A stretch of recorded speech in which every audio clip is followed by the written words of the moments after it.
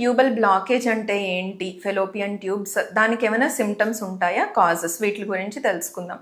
Hello అండి, నేను doctor Soumya, consultant 49 fertility centre, Rajahmundry branch.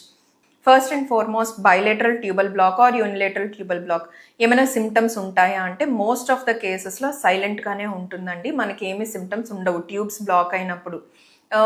కొంతమంది పేషెంట్స్లో మాత్రము ఏంటంటే లైక్ క్రానిక్గా డిశ్చార్జ్, అబ్నార్మల్ డిశ్చార్జ్ ఉండడము, ఏమైనా ఇన్ఫెక్షన్స్ ఉన్నప్పుడు అటువంటిది ఉండొచ్చు. లేదంటే ఒక వేగ్ అబ్డామినల్ పెయిన్, హైడ్రోసాల్పింగ్స్ కానీ అటువంటివి ఉండేటప్పుడు వేగ్ అబ్డామినల్ పెయిన్ అనేది ఉండొచ్చు. ఇలాగా కొంతమంది పేషెంట్స్లో మనం పికప్ చేయొచ్చు. ఎవరైనా ఇన్సిడెంటల్గా అల్ట్రాసౌండ్ అలా చేయించుకునేటప్పుడు ఆ అల్ట్రాసౌండ్ స్కాన్లో హైడ్రోసాల్పింగ్స్ అని అటువంటిది ఏదైనా ఉన్నప్పుడు కూడాను ట్యూబ్స్ అనేది బ్లాక్ అయ్యేదానికి ఛాన్సెస్ అనేవి ఎక్కువగా ఉంటాయి అన్నమాట. ఇవి మోస్ట్ ఆఫ్ ద సిమ్టమ్స్ అనుకోవడానికి ఇవన్నమాట. ఇకపోతే కాజెస్ విషయానికి వచ్చేటట్లయితే కనుక దేని వలన అసలు ట్యూబ్స్ అనేవి బ్లాక్ అవుతాయి, ఫెలోపియన్ ట్యూబ్స్ విమెన్లో అన్నట్లయితే మోస్ట్ కామన్ కాజ్ వచ్చేసరికి క్రానిక్ ఇన్ఫెక్షన్స్ అనమాట. జెనైటల్ ఇన్ఫెక్షన్స్ ఏవైనా కానీ క్రానిక్గా ఉండేటప్పుడు పెల్విక్ ఇన్ఫ్లమేటరీ డిసీజ్ అని అంటాము. అలాగా ఎక్కువ నెలల పాటుగా ఇన్ఫెక్షన్, మీకు సైన్స్ ఏదైతే ఇప్పుడు ఆల్రెడీ మనం డిస్కస్ చేసామో, ఎక్కువగా వైట్ డిశ్చార్జ్ అవ్వడము, వేగ్ పెయిన్ ఉండడము, అబ్డామినల్ పెయిన్, ఇటువంటివి ఫ్యూ సైన్స్ అనమాట పిఐడికి.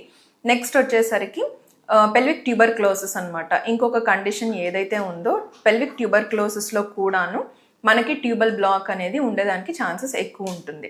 అది కాకుండా మోస్ట్లీ అంటే ఫిజియోలాజికల్ అనొచ్చు, లేదంటే కొంతమంది పేషెంట్స్ ఏంటి హెచ్ఎస్జి ఆర్ ఎస్ఐఎస్ అనే ఇన్వెస్టిగేషన్స్ చేసుకుంటారు. ఈ టెస్ట్లో ఏంటంటే టెంపరీగా ట్యూబ్స్ అనేవి స్పాజంలోకి వెళ్తాయి అన్నమాట. అలా కూడాను ట్యూబల్ బ్లాక్ అని డిటెక్ట్ చేయొచ్చు, బట్ స్టిల్ అగైన్ దాన్ని మనం కన్ఫర్మ్ చేసుకోవాలి ట్యూబల్ బ్లాక్ ఉందా లేదా అనేది. ఇవి మోస్ట్ కామన్ కాజెస్ అనమాట. ఇది కాకుండా ఎండోమెట్రియోసిస్ సమస్య ఉన్నప్పుడు, లేదు అంటే ఇది వరకు ఏమైనా సర్జరీస్, ఎక్టోపిక్ ప్రెగ్నెన్సీ వచ్చింది, ఆ సర్జరీస్ అయినప్పుడు ఏమైనా అతుకులు ఫామ్ అయినట్లయితే కనుక దాని వలన కూడాను ట్యూబ్స్ అనేవి బ్లాక్ అవ్వడము, లేదంటే ఈ ట్యూబో ఓవేరియన్ యాక్సెస్ ఏదైతే ఉందో అది కొంచెం అతుకుల వలన డిస్టర్బ్ అవ్వడం, అలైన్మెంట్ అన్నది నార్మల్గా ఉండకపోవడము జరుగుతుంది.